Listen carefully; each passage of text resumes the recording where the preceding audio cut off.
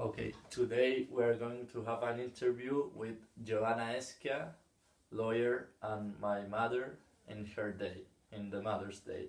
Hello, Joanna, how are you? Fine, thank you, Mateo. How are you? Fine, also, thank you.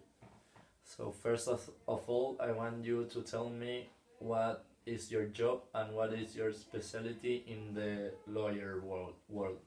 Okay, well, as you say, I'm a lawyer. I work in a firm who is specialized in criminal law. So I'm a criminal lawyer, and in that specialty, I represent alleged criminals and also I represent victims of crime.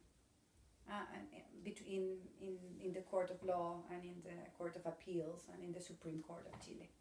Okay, so the topic of the interview is to know how was your experience living in Asia, why you moved to Asia, and how was the childhood of the children of your children with the sons and they're in Asia.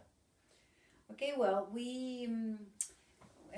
your father Paul was a diplomat, so he's also a lawyer, but he specialized in international law, and in that specialty he got a master's degree in international relations, and then he got a master's degree in London in Southeast Asia.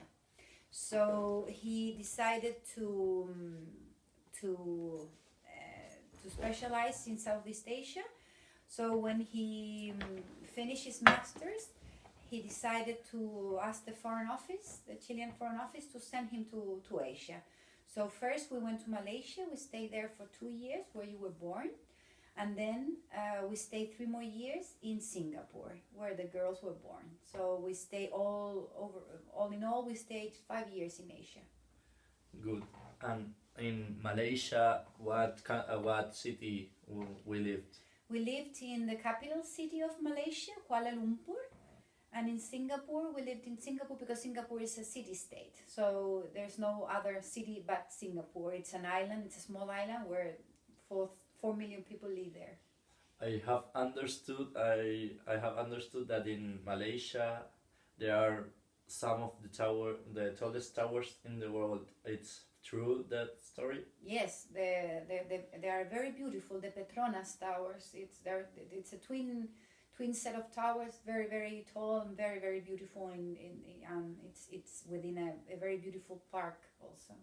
That is the more attractive tourist for Kuala Lumpur, do you think? A lot of tourists go there, but to be honest with you, Malaysia has a lot of tourist attractions. But probably in Kuala Lumpur is the most visited attraction there, yeah. And in Singapore, what you can tell is like the most attractive thing for the tourists? Well, Singapore is a very touristic country, and you have a lot of places to go there. They say it's the most beautiful and amazing zoo in the world. It was great. When you were children, we were members of the zoo, so we used to go every weekend there because you could see all the animals in the world, gigantic crocodiles, pandas, etc. Really, it's amazing zoo. They have an amazing garden, the orchid garden. They have a bird park. They have whatever. I mean, and also you have one of the best shopping in the world. You have, I think, the biggest concentrations of malls in the world in Singapore. The name, what was the name? I think I remember. Orchard Road. Orchard, yeah. Yes, Orchard Road. And also they have a beautiful architecture. A lot of architects go there because they have beautiful sky and a beautiful skylight in this, especially in the night with all the lights and now, can you tell me a little bit about the story of those countries, Malaysia and Singapore, like the foreign language they speak, the religions that they profess there, and all that stuff that is relevant to know a country? Well, Malaysia and Singapore are very close together. They're very, very close. From Kuala Lumpur to Singapore, it takes about 4 hours by car. So they're very close together. Singapore is an island. So basically, cultural, if you speak about the culture, is very similar, but in the sense that Malaysia is, both of them were British colonies. So most of the people speak English, but depending on their background, it's the other language they speak. Everybody speaks at least two languages. So in Malaysia, you have approximately 70% of the population who are Malay, and they are Muslims, and they speak Malay, also English. Then you have about 20% of the population who is Chinese, and they speak Cantonese. And then you have the rest of the population who are Indians from South India, and they speak Tamil. And in Singapore, it's more or less the same, but in the reverse. 65% of the population are Chinese, and they speak Mandarin. The rest Malay, and the rest Indian. So if you speak about culture, both countries are multicultural, both countries are multiracial, and of course are multi-religious. Malays are Muslims, Chinese are Buddhists, Taoists, and the Indians are basically Hinduists, and some of them are Buddhists also. And from those religion or those races that you recently talked me about, what is the religion that you like most, like to live together? What religion was easier to live? To be honest with you, Mateo, those countries have learned to live in harmony together. So it was very easy to live around them. I mean, Muslim people, for instance, they respect, if you were not Muslim, they would respect your religion. I mean, we don't have any problems whatsoever with these religions. And I think all of them were very interesting to get to know.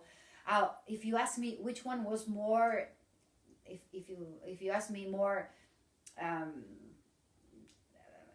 exotic in a way, I would say Hinduism, but because the Hindus have these very special festivals, and you used to go there too.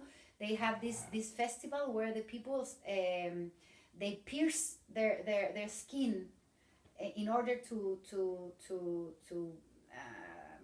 I don't know why is the reason, but you see all these people with their skin with blades and with sticks, and it was very, so if you ask me, I think Hinduism is very like attractive as but more as a spectacle than other thing. And the temples, the Hindu temples are beautiful.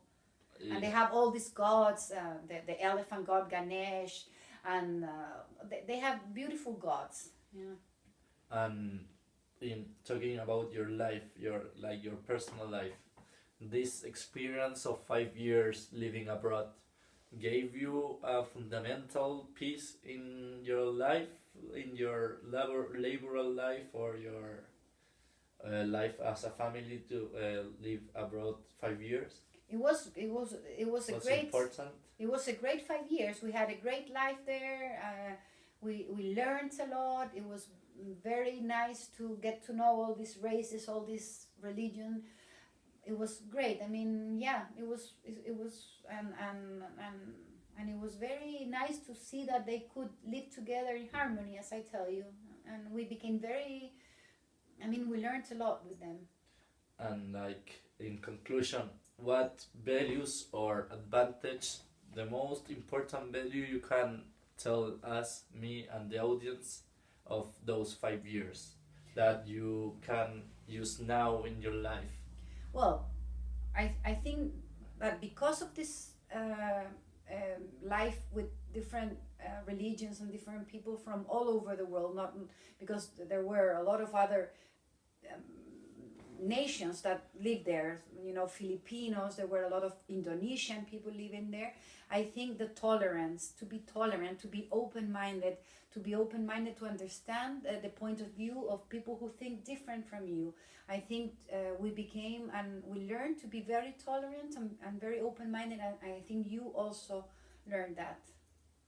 Okay, thank you very much. Have a very good day. Thank you, Mateo. Same to you.